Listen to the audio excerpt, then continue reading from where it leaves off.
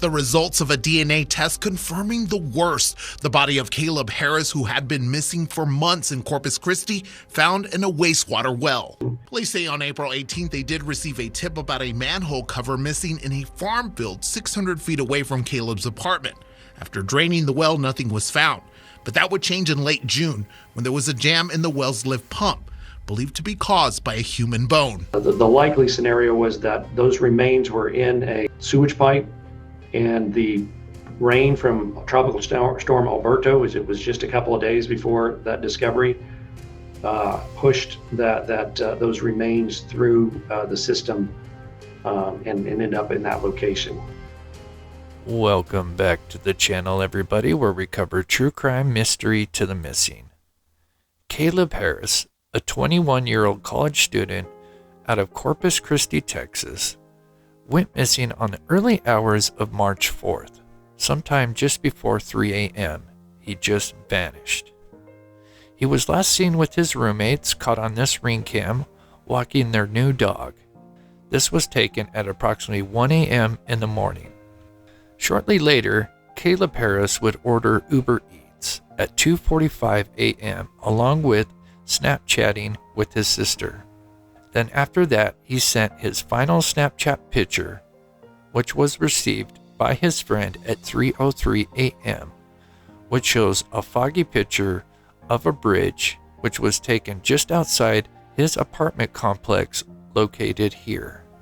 The next day, the roommate awoke to find that Caleb Harris was missing and that his Uber Eats order was still sitting outside. So what actually happened to Caleb Harris? First, we need to go back to the timeline and take a closer look as they learned Caleb Harris's phone went dark at 2:58 a.m.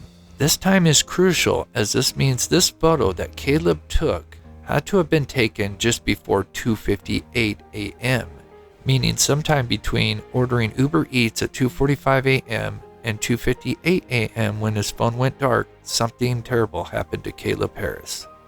Tonight, human remains have been found not far from where a New Braunfels man went missing in Corpus Christi. Now, Corpus Christi police confirming tonight that the remains were found in a water lift station. The collection point is 40 feet deep and had to be drained to recover the remains.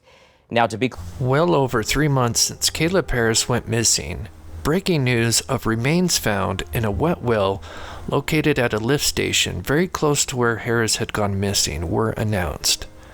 Sadly, the remains were in such bad shape they couldn't ID them right away and were sent to a local university. From there, we could only speculate as to who it was and how they ended up there. Many, including myself, began looking into the sewer lines and blueprints and realized which ones fed into that particular lift station. Interestingly enough, there was 2 videos uploaded by a family searching for Caleb Harris. They had found an opened manhole and decided they would check it out. This was just across the street from where Caleb was last seen. This family went there approximately 1 month after Caleb had been missing, sometime in mid-April, and noticed this manhole was open. It doesn't have anything on it. Okay. Now, they didn't search this area, the sewers, all the way, because I discovered this well. See, there's the cottages. I discovered this well. No manhole. Easily fell in there. And then this one has. This manhole led to a sewer line. The sewer line happened to lead straight to that lift station where the remains were found. This video is very eerie considering this could have been the place the remains were placed into. 4 weeks after the remains were found, they finally released the breaking news. Sadly, the remains were from Caleb Harris, but due to the state of the remains, the medical examiner couldn't label a cause of death, but only noted that originally there was no obvious signs of foul play. DNA test confirming the worst. The body of Caleb Harris, who had been missing for months in Corpus Christi, found in a wastewater well.